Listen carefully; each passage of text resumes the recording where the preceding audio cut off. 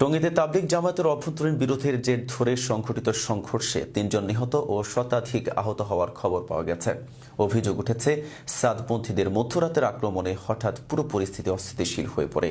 ছাত্র আন্দোলনের সমন্বয়ক হাসনাত আবদুল্লাহ এবং সার্জিস আলম দাবি করেছেন, তাদের সিদ্ধান্তকে উপেক্ষা করে সাদপন্থীরা মাঠে প্রবেশ করে অতর্কিত হামলা চালিয়েছে এবং তাদের খণ্ডিত বক্তব্য ভুলভাবে সামাজিক যোগাযোগ মাধ্যমে প্রচার করেছে।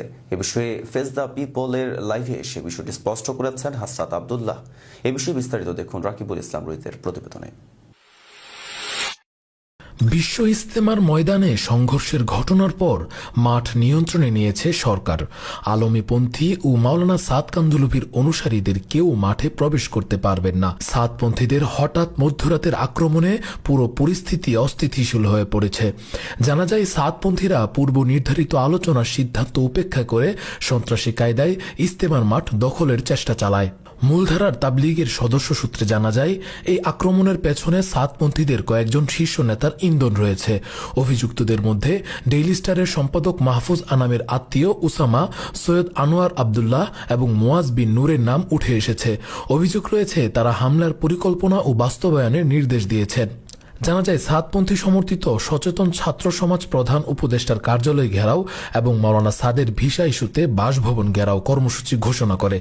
অনাকাঙ্ক্ষিত ঘটনা এড়াতে বৈষম্য বিরোধী ছাত্র আন্দোলনের সমন্বয়ক হাসনাত আবদুল্লাহ ও সার্জিস আলম টঙ্গীতে সাদপন্থীদের সাথে আলোচনায় অংশ নেন। টঙ্গীর আলোচনায় 3টি বিষয়ে সিদ্ধান্ত হয়।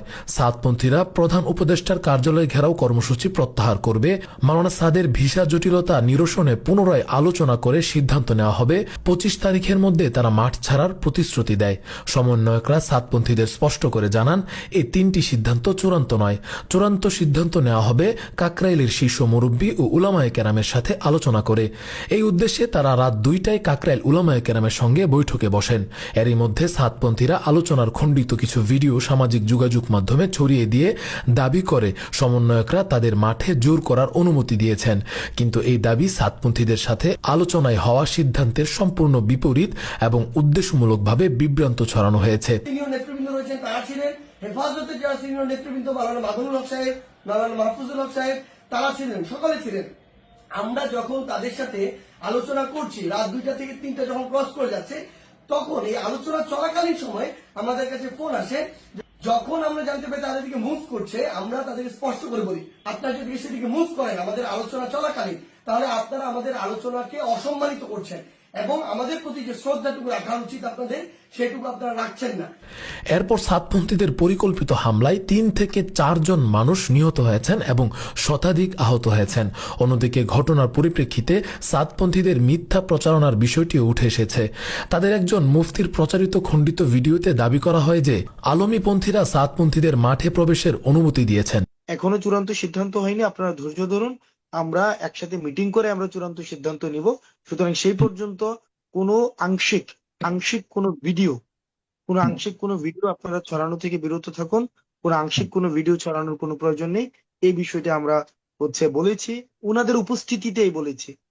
এবং সেক্ষেত্রে যেটা হয়েছে যে উনারা বলেছেন যে ঠিক আছে আমরা ভিডিও ডিলিট করে দিচ্ছি। এটা আসলে খুবই অপ্রত্যাশিত, কারণ আলোচনাটা চলছিল।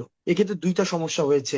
এক হচ্ছে এখানে আমাদেরকে ভিলেন বানানো হয়েছে যে আমরা একটা পক্ষকে আমরা সমর্থন দিয়ে এসেছি, বিষয়টা মোটেই এমন। এদিকে বুধবার দুপুরে স্বরাষ্ট্র মন্ত্রণালয়ের সভাকক্ষে স্বরাষ্ট্র উপদেষ্টা সহ 7 জন উপদেষ্টার সঙ্গে বৈঠক শেষে ব্রিফিংয়ে হেফাজত ইসলাম বাংলাদেশের যুগ্ম মহাসচিব মাওলানা মামুনুল হক তাবলিগ জামাতের সাদপন্থীদের সন্ত্রাসী সংগঠন হিসেবে আখ্যা দিয়ে নিষিদ্ধের দাবি জানিয়েছেন। তাছাড়া বিশ্ব ইজতেমার ময়দানে সংঘর্ষের ঘটনার পর মাঠ নিয়ন্ত্রণে নিয়েছে সরকার।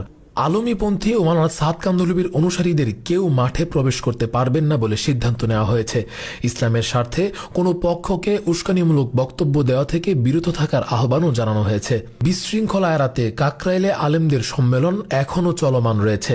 তাবলিগ জামাতের এই দ্বন্দ্ব ধর্মীয় সম্প্রীতি নষ্ট করছে এবং দেশের স্থিতিশীলতার জন্য হুমকি হয়ে উঠেছে। আলমীপন্থী উলামায়ে কেরাম সবাইকে শান্ত থাকার আহ্বান জানিয়েছেন এবং জানিয়েছেন তাবলিগ সহ সব ধর্মীয় ইস্যু আলেমদের নেতৃত্বে মীমাংসিত হবে। ধর্মপ্রাণ মুসলমানদের প্রতি আহ্বান জানানো হয়েছে যেন তারা শান্তিপূর্ণ উপায়ে ধর্মীয় স্থিতিশীলতা বজায় রাখেন। প্রশাসনকে নিরপেক্ষ থেকে দোষীদের বিরুদ্ধে দ্রুত আইনি পদক্ষেপ নিতে হবে বলে জানিয়েছেন আলেম সমাজ। তাবলীগের মতন একটি আল্লাহ প্রদত্ত মাকবুল কাজ যেন কোনোভাবে ক্ষতিগ্রস্ত না হয়, সরকার এই বিষয়ে একটি সুন্দর সমাধান করবেন বলে দেশের মানুষ আশা করছে। Rakibul Islam Rais, face the people, desk report.